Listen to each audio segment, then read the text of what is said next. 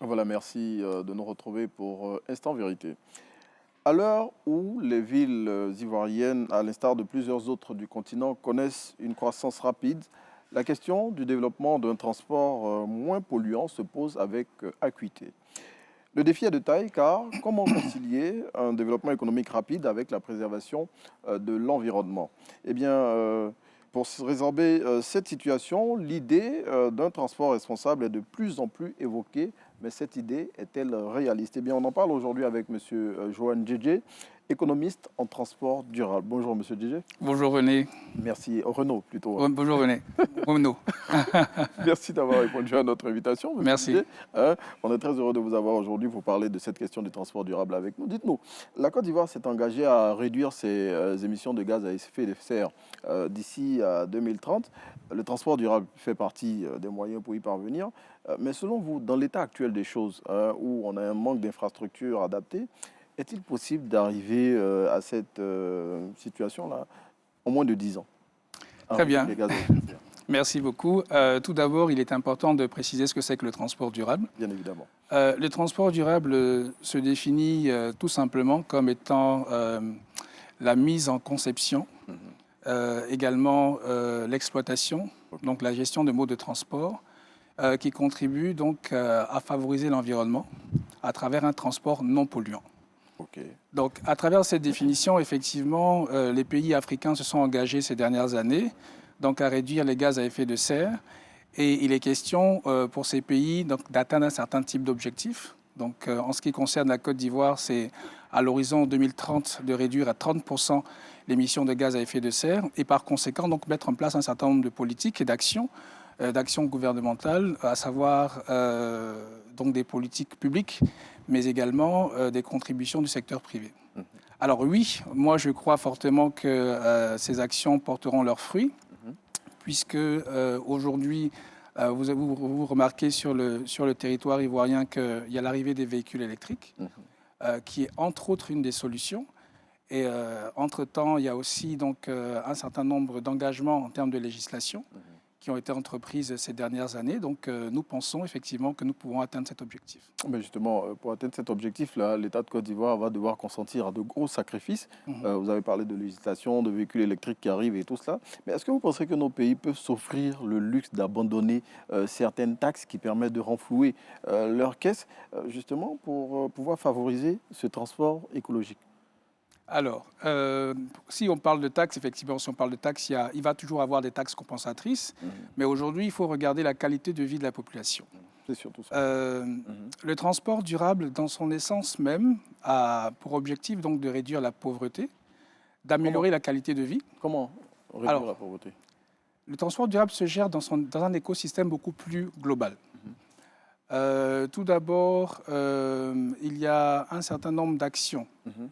qui sont prises par les différentes autorités. D'abord le ministère de l'Environnement et du Développement durable, ensuite le ministère des Transports. Ces actions concernent donc le développement du transport de masse. Mhm. Transport de masse avec par exemple le métro d'Abidjan, Oui, qui est en un métro projet. à traction électrique. Mhm. Ce métro d'Abidjan va quand même permettre de transporter 540 000 personnes par jour, avec donc un tarif qui sera réduit.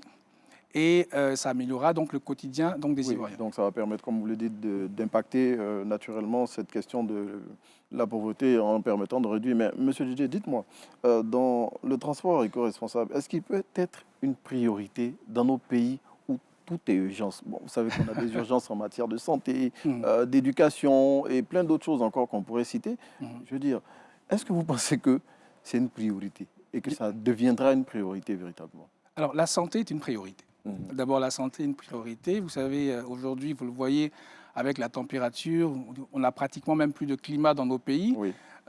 Il y a aussi une grosse question de pollution. Mhm. Vous remarquez que dans les villes urbaines et notamment même dans les campagnes, nous avons une certaine pollution qui s'est agrandie. Donc, du coup, oui, c'est une priorité. Tout ce qui est question de santé, c'est une priorité parce que ça améliore la qualité de vie des Ivoiriens. Nous avons des priorités dans tous les secteurs d'activité, comme vous l'avez mentionné, mais ces secteurs doivent être traités de façon globale Et je pense qu'effectivement, nous devons traiter cette question. Bon, justement, en parlant de traiter cette question, dans une ville comme Abidjan, où on étouffe pratiquement, Abidjan s'étire et ça ne cesse de s'étirer, que ce soit du côté nord ou du côté sud, est-ce qu'il est encore envisageable de parler de transport éco-responsable dans une ville comme Abidjan où, je veux dire, mais pratiquement on étouffe? Mais c'est parce que justement qu'on étouffe qu'il faut régler le problème. Et ce que je disais tantôt, ce problème se règle de façon structurelle et à travers des actions qui sont concrètes. Les premières actions, c'est d'abord de faire en sorte que Abidjan soit moins pollué. Alors justement par les différents types de véhicules donc, que j'ai tout à l'heure évoqués. On parle de véhicules électriques, on parle également de véhicules à gaz. Monsieur Djedje, je vais vous prendre au mot. Vous me coupez la parole. Oui, je suis obligé parce qu'on n'a pas suffisamment de temps pour permettre aux téléspectateurs de comprendre en même temps que nous. Vous parlez de véhicules électriques. Aujourd'hui, comment avoir vulgarisé les véhicules électriques à Abidjan? Quand vous et moi, on en parlait tout à l'heure en off, on n'a que peut-être 60 ou 50 bornes de recharge pour toute la Côte d'Ivoire. Ah non, pas que 50 bornes de toute la Côte d'Ivoire. Il y a eu déployé, effectivement, ces derniers mois, une soixantaine de bornes. Il y a des actions pour l'année prochaine qui sont entreprises où il y a pratiquement 200 à 300 bornes qui vont être déployées. Tout ceci se fait d'abord dans un cadre légal, donc il y a un certain nombre de législations qui sont en train de mise en place. Donc la législation n'est pas encore véritablement mise en place pour qu'on ait un déploiement massif? La législation est mise en place, mais la législation se fait dans un accompagnement également économique. Quel accompagnement? À quel niveau? L'accompagnement se passe d'abord au niveau donc des réglementations de ces véhicules électriques. Il faudrait qu'aujourd'hui, nous travaillons dessus. D'ailleurs, il y a une certaine norme qui soit arrêtée au niveau donc, du ministère du Commerce et du ministère des Transports. Donc, savoir quel genre de véhicules électriques seront habilités à être en circulation en Côte d'Ivoire. Parce qu'on ne peut pas avoir tous les véhicules électriques? Ah non, les véhicules électriques qui sont dans les pays occidentaux ne sont pas forcément conformes. Oui. Et appropriés pour pour le territoire ivoirien. Donc il y a ces normes qui sont en train d'être traitées. Il y a également un accompagnement auprès de l'État, un accompagnement pour justement faire en sorte que soit vulgarisée donc, cette utilisation de véhicules électriques, un accompagnement par l'achat des institutions, l'utilisation par les structures comme la Sotra qui est passée aujourd'hui donc, au bus à gaz. Nous avons le BRT. Vous parlez du bus à gaz. Est-ce que tous les véhicules de la Sotra sont déjà au gaz? Non, pas tous les véhicules. OK, donc ça va se faire progressivement. Ça se fait progressivement, tout à fait. Et pour le BRT? Pour le BRT, donc, qui est le bus rapide transit, oui. Donc, qui est en projet. Et donc, c'est également comme le métro de Abidjan, qui est un métro à traction électrique. Oui. Donc, effectivement, toutes ces actions contribueront au fur et à mesure, parce que bon, on a quand même un objectif dans le temps. Donc, toutes ces actions vont contribuer, je pense, et nous sommes persuadés, à la réduction du gaz à effet de serre. Bon, en attendant de parvenir d'arriver à ces projets-là, déjà à Abidjan, on a les bus. Vous avez parlé des bus, quelques-uns qui sont au gaz, les Gbaka, les taxis et les mototaxis qui pullulent aujourd'hui dans plusieurs communes districts d'Abidjan. Comment faire pour déjà intéresser ces moyens de transport-là? Alors, il y a un programme du gouvernement qui s'appelle le PMUA. Donc, c'est un programme qui consiste à renouveler le parc automobile à la fois des Gbaka, à la fois des Waoro, puisque en Côte d'Ivoire, vous savez que, je prends simplement la commune de Yopougon, il y a autour de 7500 Waoro qui sont en circulation. Donc, il y a un programme de renouvellement donc, de ces moyens de transport. Également, au niveau des administrations, donc l'administration ivoirienne a commencé ces dernières années donc, à acquérir des véhicules électriques, des motos électriques. On parle également des motos solaires, mototaxis, des tricycles. Tout ceci se fait dans un programme qui est bien établi par le gouvernement de Côte d'Ivoire, qui, comme je le disais tantôt, avec un certain nombre de mesures qui sont en train d'être mises en place, pourra, dans le temps, être réalisé. Bon, on attend de voir tout ça dans l'effectivité. Et puis, bon, parlons du coût des véhicules électriques. Oui. Voilà. Est-ce que vous pensez que c'est accessible aujourd'hui pour l'Ivoirien lambda pour pouvoir justement faire cette transition-là vers le transport éco-responsable?